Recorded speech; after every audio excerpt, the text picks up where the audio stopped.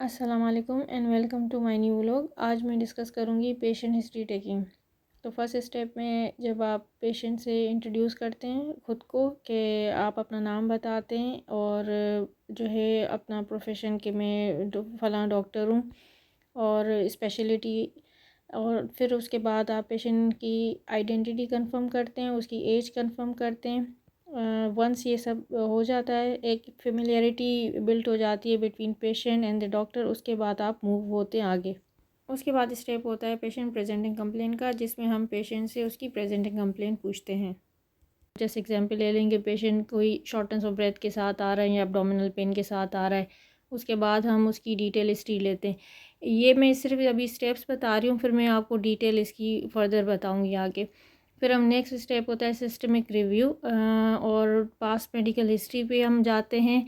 Patient की medication के बारे में पूछते हैं कि वो कोई अगर मेडिकेशन ले रहा है या नहीं ले रहा, वेदर कोई एलर्जीज़ हैं या नहीं उसको किसी मेडिकेशन से, सोशल हिस्ट्री, उसकी personal history, family history, and then we move to patient concern, क्योंकि ऑब्वियसली वो किसी कंसर्न के साथ आए होते हैं, उनको वजह मालूम करनी होती है कि क्या प्रॉब्लम हो रही है उनको। तो ये मैं और अभी डिटेल में आपको बताऊंगी कि कैसे ये स्टेप्स किए जाएं।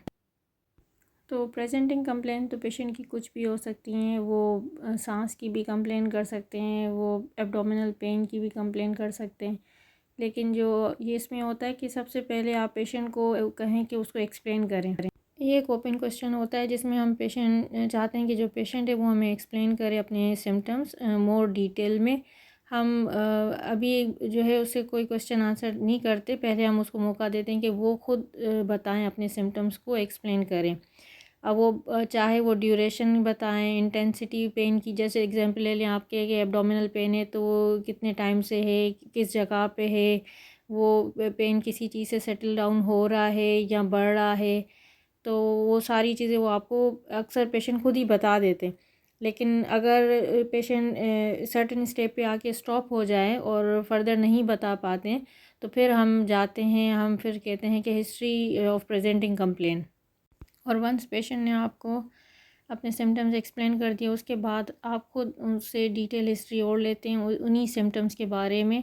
जैसे एक एग्जांपल हम लेते हैं कि अगर पेशेंट को एब्डोमिनल पेन या पेट में दर्द है, और तो हम उसकी पेन के बारे में और डिटेल हिस्ट्री लेंगे कि उसको पेन किस जगह पे है, कितनी इंटेंसिटी का है। वो पेशेंट ग्रेड भी कर सकते हैं पेन को, लाइक फ्रॉम 1 to 10 के वो इंटेंसिटी बता सकते हैं कि किस नौयत का पेन उनको हो रहा है और किस जगह पे है, क्योंकि ज़रूर एरिया भी आपको लोकेट करेंगे तो उससे भी आपको अंदाज़ा हो जाएगा कि कौन सा ऑर्गन इन्वॉल्व हो रहा है और कितने टाइम से, वेदर एक्यूट पेन है, सब एक्यूट है, या ये क्रॉनिकली चलता हुआ आ रहा है पेन। और जो पेन है उसकी रेडिएशन भी होती है, वेदर वो पेन शोल्डर की तरफ जा रहा है या रेडिएटिंग टू बैक है, तो उसमें भी पर्टिकुलर ऑर्गन्स होते हैं जो रेडिएशन ऑफ सिम्टम से डायग्नोस होते हैं। जैसे यहाँ मैं आपको एग्जांपल देना चाहूँगी, जैसे कि गॉल ब्लैडर का पेन शोल्डर की तरफ रेडिएट होता है, पेंक्रियास का पेन जो है वो बैक में रेडिएट होता है, इसी तरह ईसोफेगस का पेन भी बैक में रेडिएट होता है। तो रेडिएशन ऑफ पेन भी बड़ी इम्पॉर्टेंट है।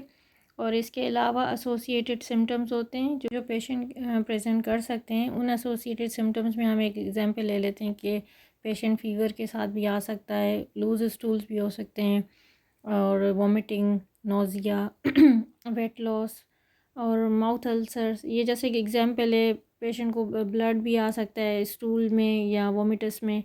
So multiple other symptoms can present, तो एसोसिएटेड सिम्टम्स भी हमने पूछने होते हैं। ये भी पार्ट ऑफ दी HOPC होता है।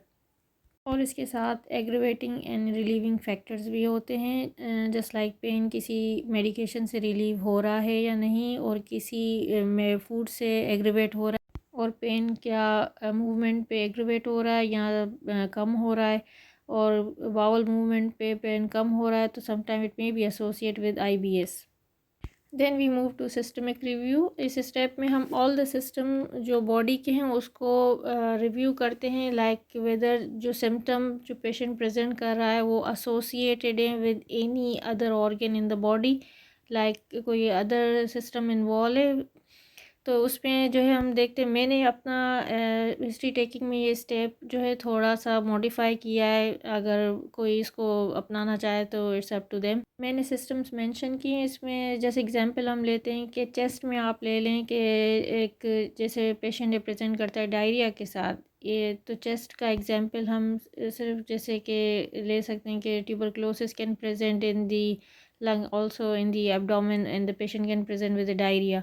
तो इसी तरह आप अगर सिस्टमिक रिव्यू लेते जाएंगे, पेशेंट से पूछेंगे कोई खांसी, नज़ला, ज़ुकाम तो नहीं है, साथ में कोई चेस्ट सिम्टम्स लाइक क्रॉनिक कॉफ और weight loss, blood in the sputum, ठीक है, तो वो इस तरह से आप बाकी सिस्टम्स को भी करेंगे। कार्डियोवास्कुलर में हम अगर पूछना चाहें तो patient can present with the palpitation and also with the tachycardia, और वो पेशेंट डायरिया के साथ भी प्रेजेंट कर सकते हैं। Diarrhoea can cause abdominal pain as well. तो वो पेशेंट जो है, लेकिन है कि जब आप उसको लिंक करेंगे तो वो थायराइड डिसफंक्शन के साथ भी एसोसिएटेड हो सकता है। तो इस तरह से ये सारे सिस्टम्स को अगर इवेल्युएट कर देंगे वन बाय वन, तो आप जो है डायग्नोसिस के करीब आते जाएंगे। उसके बाद हम वो हो जाते हैं पास हिस्ट्री पे। पास हिस्ट्री में आप पेशेंट से पूछेंगे कि कोई पास में कोई उसको कोई बीमारी रही है। इसमें मेडिकल एंड सर्जिकल होती है। बेसिकली आप मेडिकल हिस्ट्री भी लेते हैं, वेदर कोई मेडिकल ऑन गोइंग डिजीज़ है, इवन प्रीवियस हॉस्पिटल एडमिशन्स का भी आप पूछ सकते हैं, क्योंकि सम टाइम सर्टेन कंडीशंस होती हैं जो फ्लेयर अप्स में आती हैं। पेशेंट एडमिट होते हैं, फिर वो भूल जाते हैं कि उनको ये ऐसे कभी सिम्टम्स आए थे, लेकिन जब आप डिटेल लेते हैं तो वो फिर आपको बताते हैं।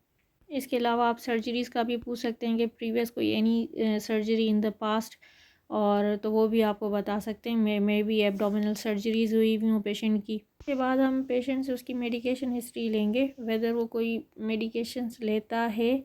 सम टाइम इवन कोई एक्यूट कंडीशन के लिए patient just for example pain killer ले लेते हैं तो भी जीआई डिस्टर्ब हो जाता है, उससे भी एब्डोमिनल पेन, डायरिया हो सकता है। इवन उनकी अगर कोई सिग्निफिकेंट पास्ट मेडिकल हिस्ट्री नहीं है और वो मेडिकेशन नहीं लेते, लेकिन एक्यूट इलनेस की वजह से उन्होंने मेडिकेशन ली और उसकी वजह से उनका जीआई डिस्टर्ब हो गया। ये एक जस्ट एन एग्जांपल है, लेकिन एक मेडिकेशन हिस्ट्री भी बहुत इंपॉर्टेंट होती है।